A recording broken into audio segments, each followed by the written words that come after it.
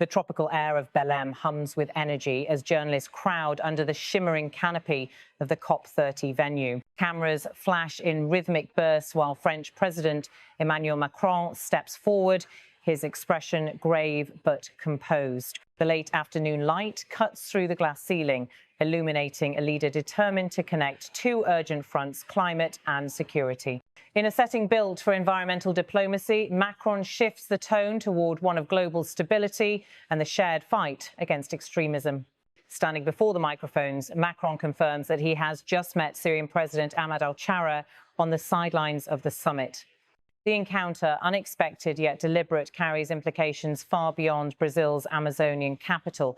Macron tells the gathered reporters, "I reiterated to President al-Chareh the importance of what we expect, that Syria be a full and active participant in our fight against the terrorist group Daesh in the region."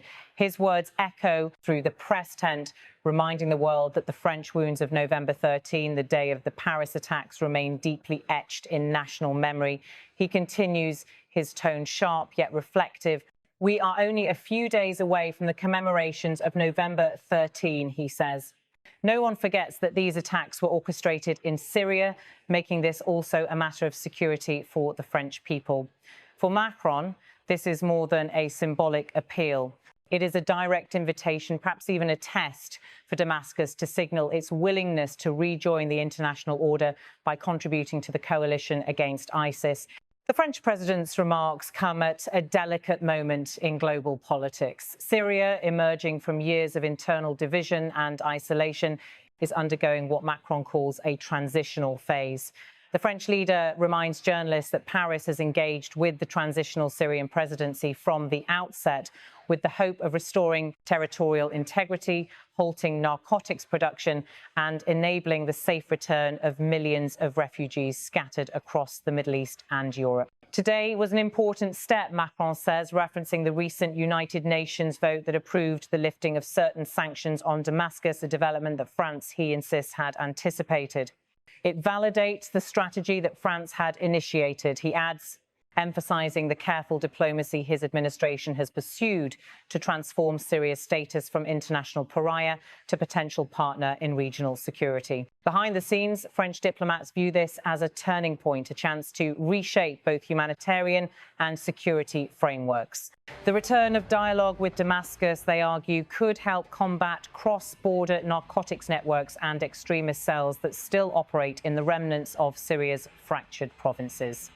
Macron's call for cooperation against Daesh, therefore, is not simply about combating terrorism. It is also about anchoring Syria in a multilateral structure that France believes can prevent future instability.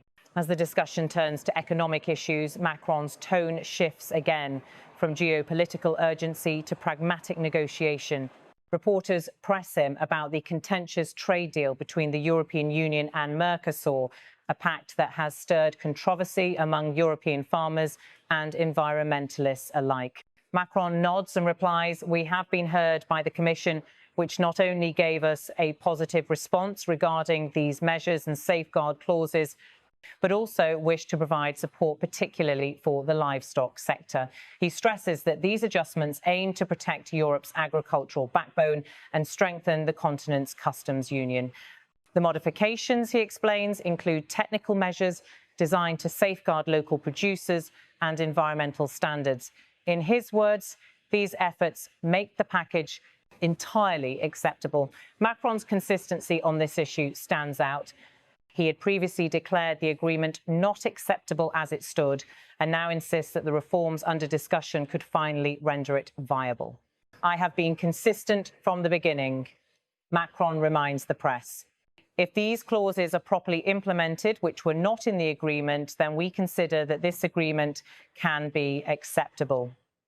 It is a subtle but significant shift in tone, suggesting that France may be prepared to move forward with the long-delayed trade accord, provided its core environmental and social protections remain intact. Throughout the exchange, the French leader manages to connect seemingly unrelated issues: terrorism, climate policy, global trade, under one overarching theme: international cooperation built on accountability. His remarks in Belém reflect a broader worldview that France has tried to advance at global summits, one that sees climate action, counter-terrorism and fair trade not as isolated agendas, but as interlocking parts of a single global responsibility. Behind the cameras, aides described the meeting with Ahmad al-Chareh as frank and focused. For France, the symbolism is powerful. To extend a hand to Syria at a climate summit in Brazil rather than through a security conference in Europe signals a deliberate diplomatic recalibration. It implies that re-engagement with the Middle East must occur through inclusive platforms that address not only conflict, but reconstruction, development and environmental cooperation. Analysts observing from Paris note that Macron's outreach to Damascus also carries risks. Domestic critics accuse the president of legitimizing a government still viewed with suspicion by many Western capitals. Yet supporters argue that the pragmatic approach, engaging even with adversaries for collective security, reflects the essence of French diplomacy since the independence of judgment coupled with a willingness to act on the global stage. As Macron leaves the podium, the Amazon sky begins to dim, its orange hue fading into evening. The summit hall buzzes with conversation environmental negotiators discussing carbon frameworks, European aides poring over trade text revisions, and security officials quietly debriefing the implications of France's renewed contact with Syria. The hum of overlapping agendas mirrors Macron's own vision of interconnected challenges. For a country still haunted by the memory of its deadliest modern terror attack, the appeal for Syria to join the coalition resonates deeply.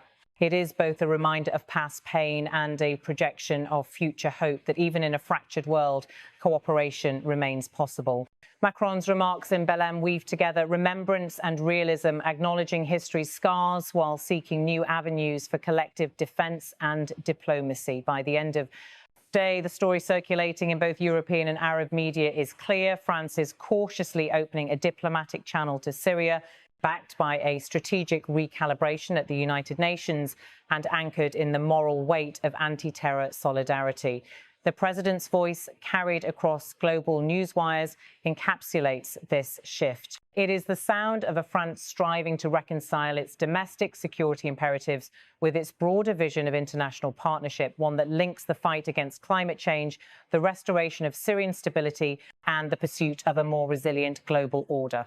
As the summit lights dim and the delegation cars pull away into the humid Brazilian night, the message remains unmistakable. France, under Macron, sees no separation between the defence of its people, the healing of its planet, and the rebuilding of fractured alliances. The camera shutters close, but the echo of his words join the international coalition against Daesh continue to ripple far beyond Belém.